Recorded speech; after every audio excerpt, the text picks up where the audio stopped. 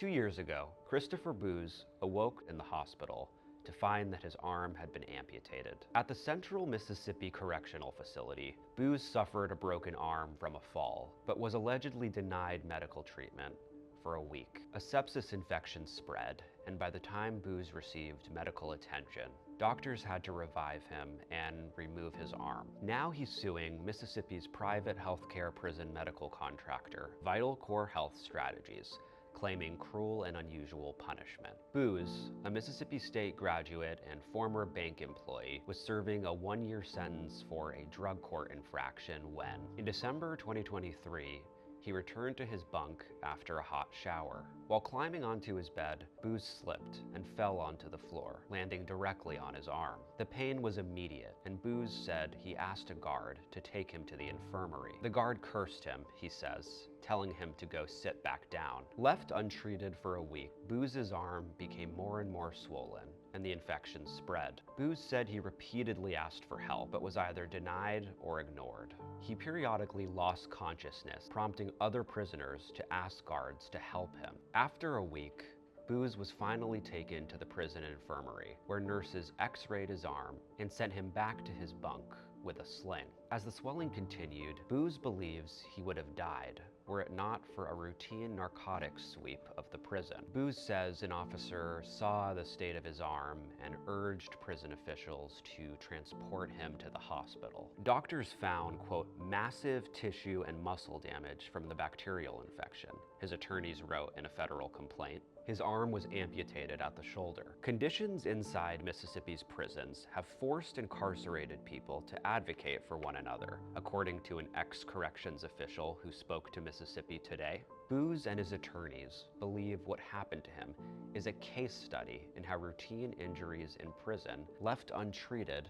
escalate into permanent harm. Currently, incarcerated people in Mississippi's prisons don't have an organized process for requesting medical attention, said Representative Becky Curry, the Republican chairwoman of the House Corrections Committee. She says people in prison are often not provided a formal process for requesting medical attention. In some prisons, didn't provide access to medical professionals overnight. At a legislative budget hearing in September, Corrections Commissioner Burl Cain said CMCF sent some prison nurses directly into dormitories because requests went unanswered in the past. Booz's lawsuit against Vital Core Health Strategies argues systemic neglect gave way to cruel and unusual punishment, which is prohibited by the Constitution. Vital Core didn't respond to requests for comment about Booz's lawsuit or the events that led to him losing his arm. Staffing shortages have been a persistent problem both for the Mississippi Department of Corrections and Vital Core. Mississippi Today reported that MDOC withheld $2 million in state money for Vital Core for having inadequate staff according to its contract. An MDOC spokesperson said the department would not comment on pending litigation and did not respond to a question about the agency's alleged shortage of drug counselors. Vital Core is the recipient of hundreds of millions in taxpayer dollars through contracts with the Department of Corrections. Booz's lawsuit tests a constitutional boundary. At what point under the 8th Amendment does the delay of medical care in prison amount to cruel and unusual punishment? Booz and his attorneys argue that his permanent disability is the direct result of delayed medical care, and that the postponement of treatment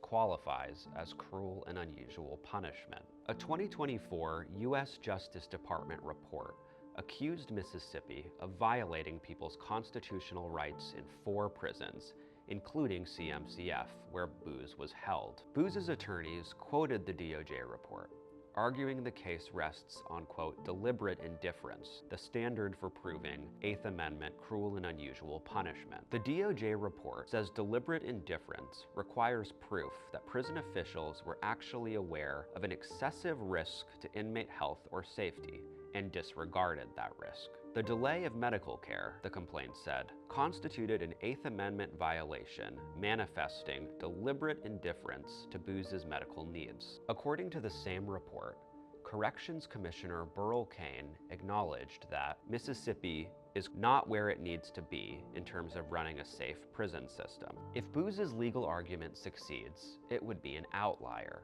In 2024, Business Insider examined nearly 1,500 cases in federal appellate courts that involved Eighth Amendment claims. They found that only 1% of claims succeed, with almost half failing to meet the strict deliberate indifference standard. After his arm was amputated, Booz remained in the hospital for several days and was eventually granted early release from custody in January 2024. Booz's complaint seeks $5 million in damages. Since his amputation, Booz receives disability benefits and currently lives with his mother. He suffers from phantom limb, the sensation that his arm is still attached, which causes him to lose balance, bringing back memories of his fall in prison. Read the full investigation at MississippiToday.org.